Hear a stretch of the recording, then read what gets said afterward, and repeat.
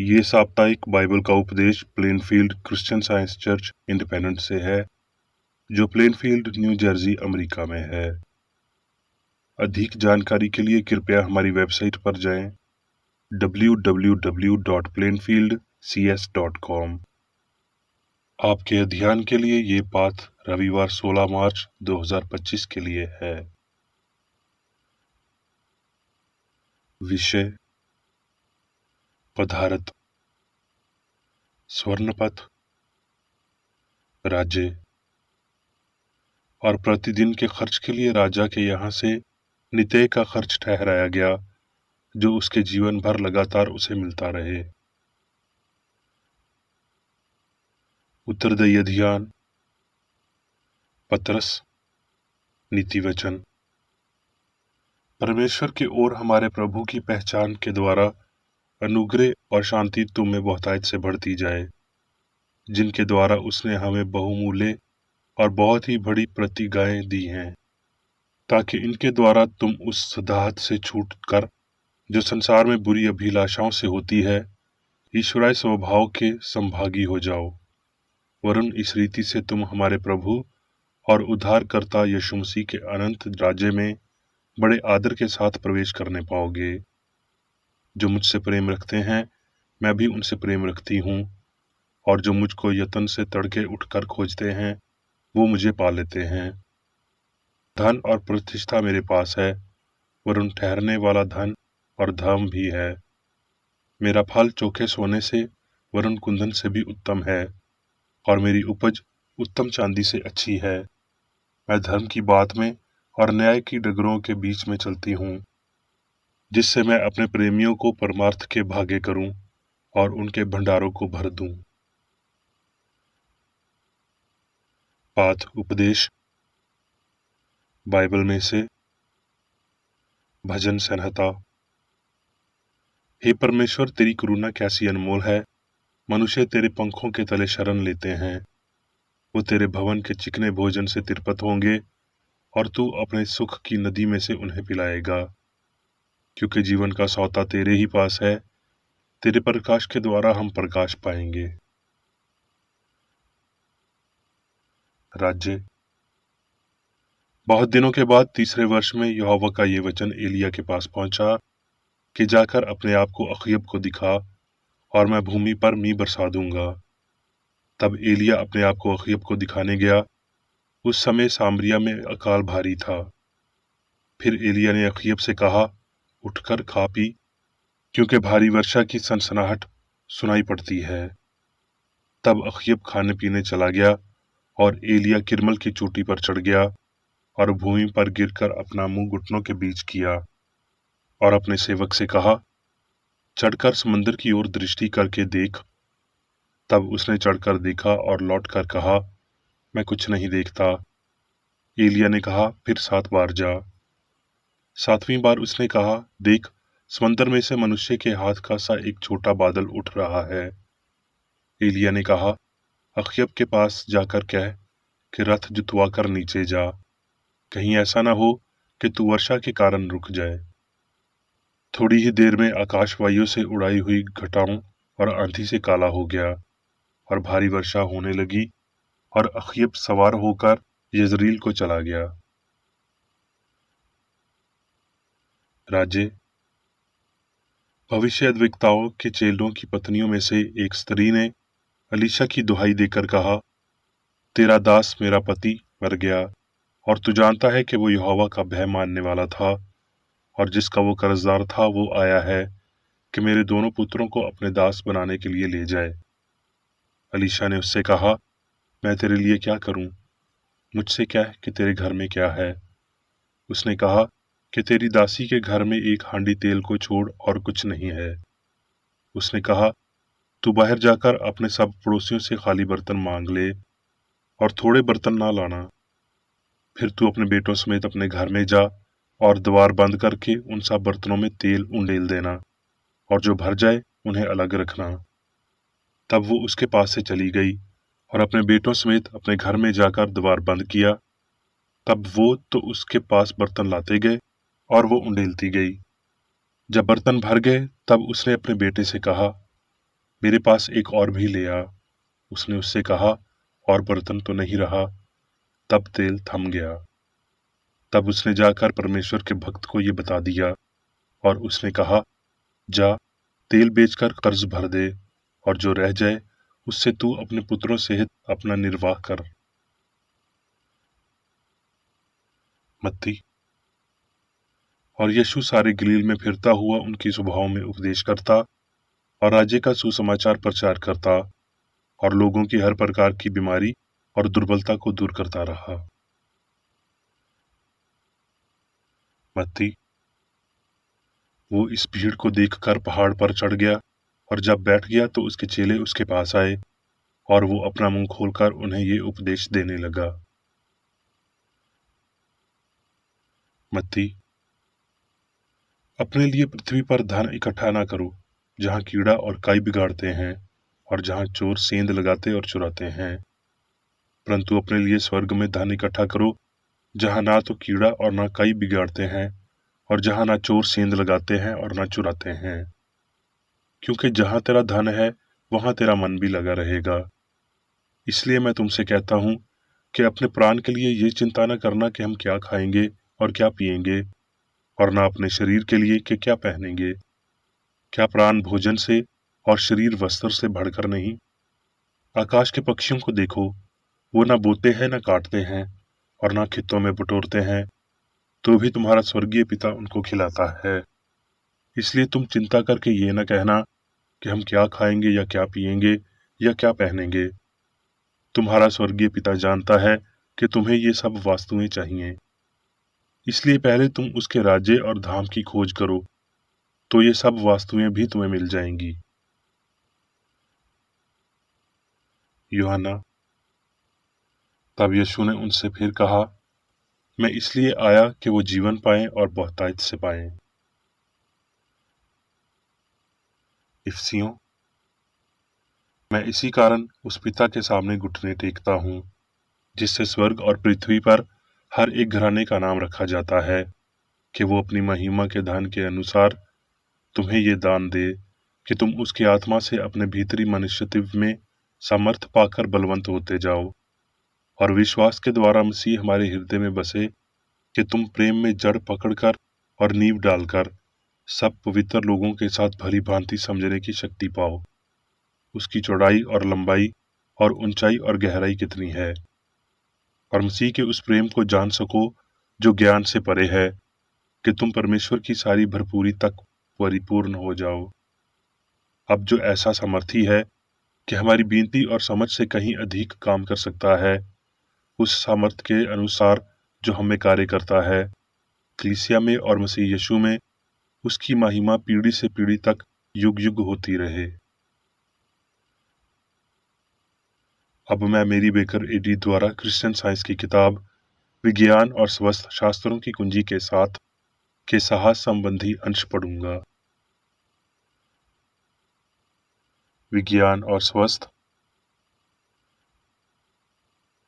अनंत पर टिके रहने वालों के लिए आज का दिन आशीर्वाद के साथ भरा है। दिव्य मन सभी पहचानों को घास के एक ब्लेड से लेकर एक तारे तक विशेषित और शाश्वत के रूप में रखता है। दिव्य विज्ञान में मनुष्य ईश्वर के द्वारा कायम है होने का दिव्य सिद्धांत। परमेश्वर के आदेश पर पृथ्वी मनुष्य के उपयोग के लिए भोजन लाती है। ये जानकर यीशु ने एक बार कहा था, मैं तुमसे कहता हूं कि अपने प्राण के लिए ये चिंता न करना कि हम क्या खाएंगे, अपने निर्माता के विशेष अधिकार को मानते हुए, परंतु सभी के पिता और माता जो पहचान कर जो मनुष्य को खिलाने और कपड़े पहनाने में सक्षम है, जैसे वो गेंदे के फूल के साथ करता है। पदार्थ वो है जो आनंदी है और कला और कषय से असमर्थ है। सत्य, प्रेम और जीवन पदार्थ हैं, क्योंकि इब्रानियों में इस शब्द का उपयोग होता है। विश्वास आशा की हुई वस्तुओं का निश्चय और अनदेखी वस्तुओं का प्रमाण है। आत्मा, मन, जान या ईश्वर का पर्यायवाची एकमात्र वास्तविक पदार्थ है। वैयक्ति साथ आध्यात्मिक ब्रह्मांड एक यावजिक विचार है। वो आत्मा के दिव्य पदार्थ को दर्शाता है।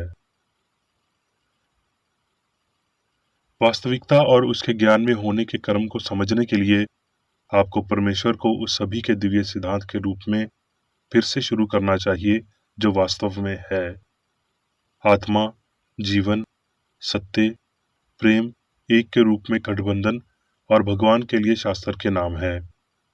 सभी पदार्थ, बुद्धि, ज्ञान, अस्तित्व, अमरता, कारण और प्रभाव ईश्वर के हैं। ये उसकी विशेषताएं हैं, अनंत दिव्य सिद्धांत, प्रेम की शाश्वत अभिव्यक्तियां।